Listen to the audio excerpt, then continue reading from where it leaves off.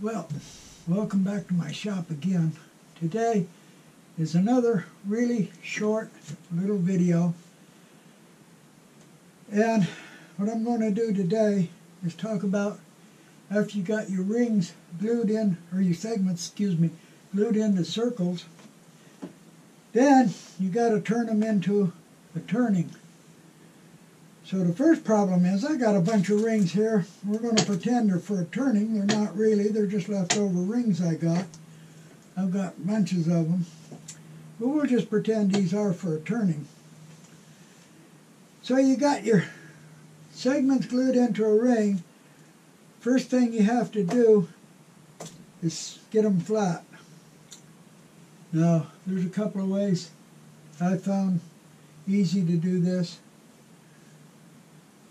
One, of course, is if you got a drum sander, you can put them through a drum sander and get them flat. If you don't have a drum sander, now this one here hasn't been flattened yet, you can use the good old disc sander. Let's just flatten this one real quick with a disc sander.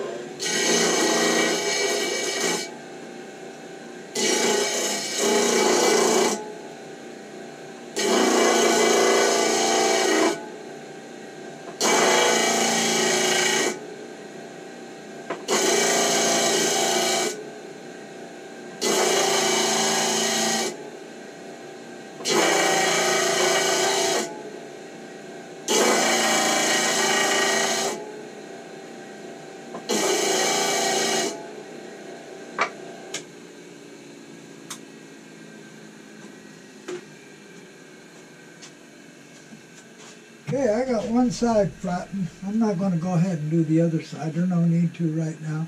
Don't even know if I'm ever going to use this ring. Just made it for a demo. But that's one easy way to do it. Okay, so you say, well, I don't have a disc sander either. Well, that's really no big problem. Let me show you. Alright, so you say you don't have a drum sander, you don't have a disc sander. Very easy to make. Can run this any speed you want. Depending on the grit you put on here, you can sand them down in no time. It's got a pretty light grit on this one right now. And very easy to make.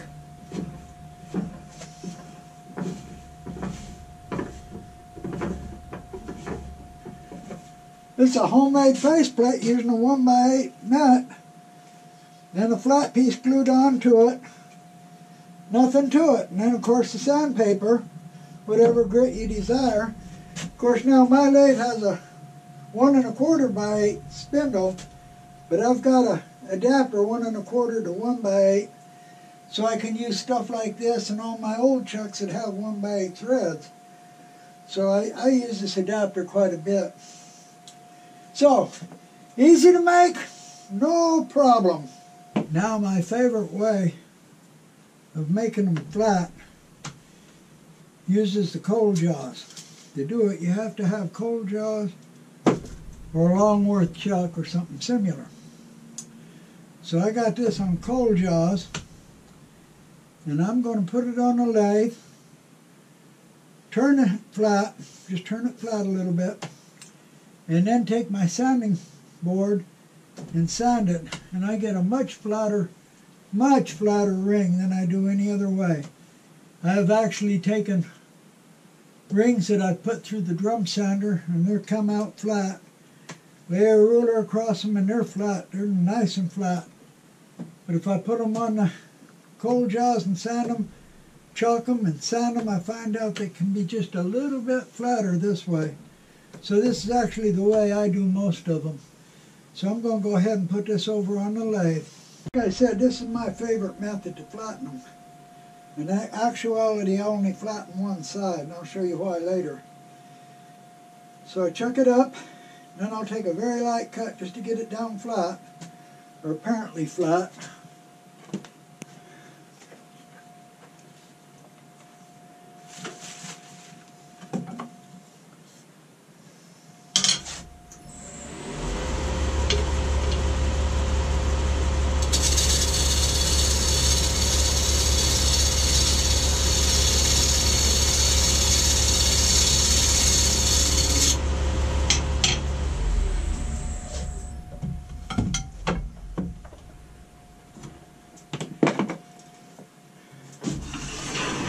Now what I'm going to do is chalk it, use the sanding board on it.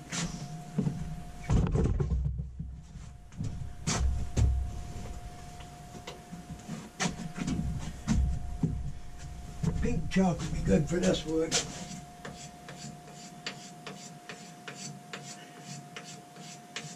That's good.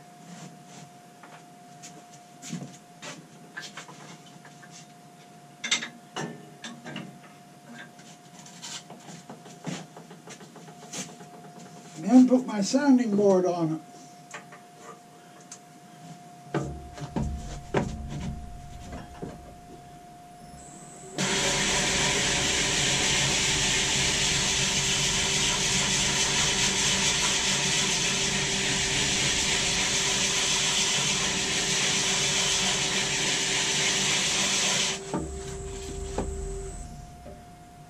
And I get a perfectly flat surface doing this. So that's the way I normally do them. Don't take long. And I get a very flat surface doing it. So now you've got all your rings flattened, smooth, ready to glue.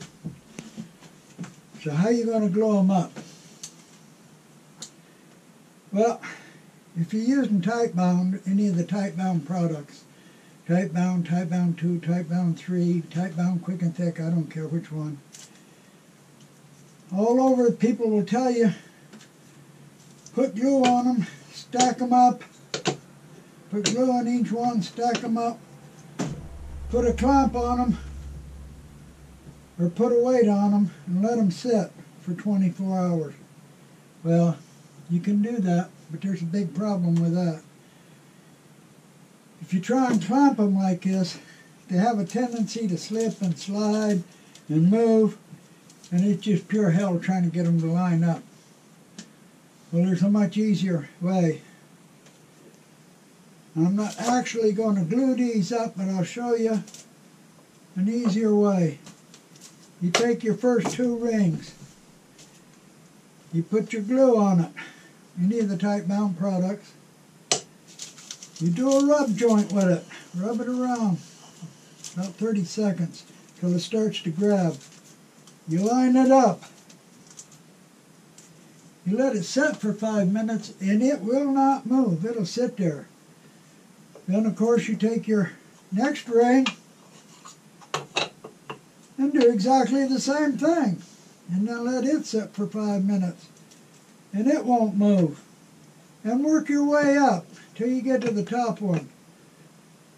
Once you get the top one on, you can clamp it or put a weight on it if you want to, but it's really not necessary because you've already got a tight joint. And let it set. I'd let it set for 15 minutes and turn it, but after an hour, 2 hours, you can turn away on it. That's for sure.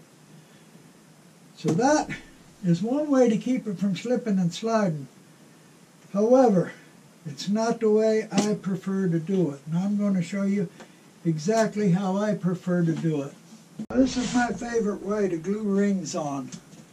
I start with a base. I got the base mounted. Of course, I got it flattened and ready. Then I take my first ring.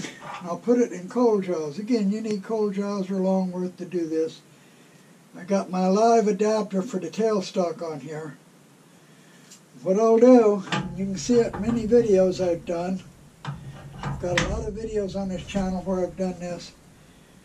Put glue on the first ring.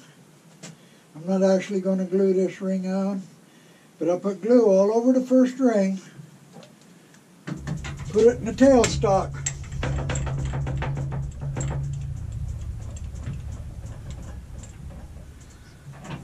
Bring the tailstock up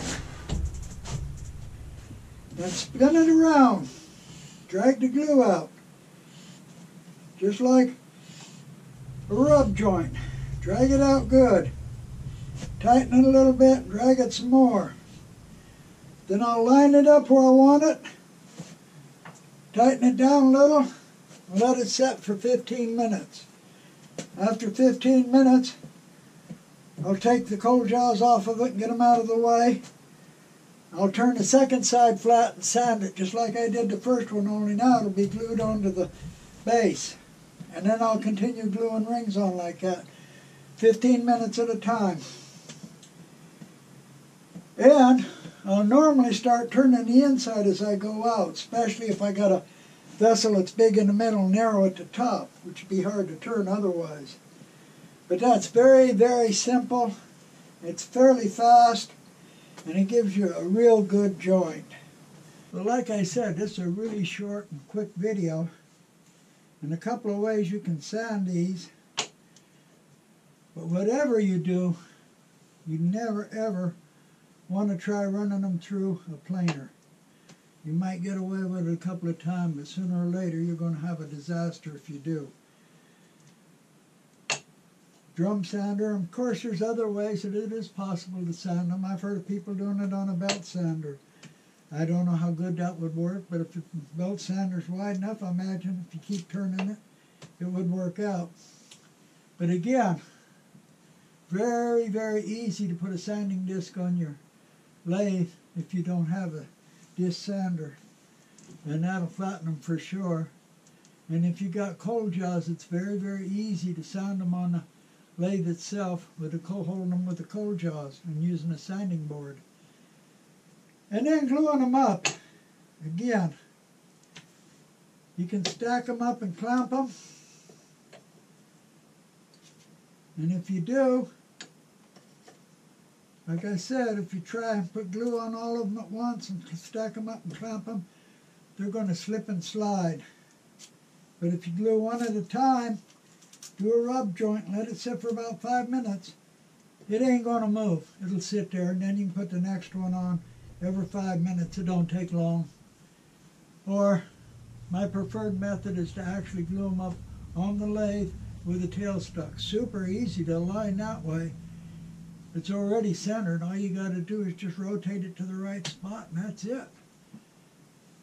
So, I hope you get something out of this really short little video, and I thank you for watching, and I really appreciate the people that subscribe. And please come back to see my next video. If you have any questions, I'm going to leave my email address up here somewhere. So thank you.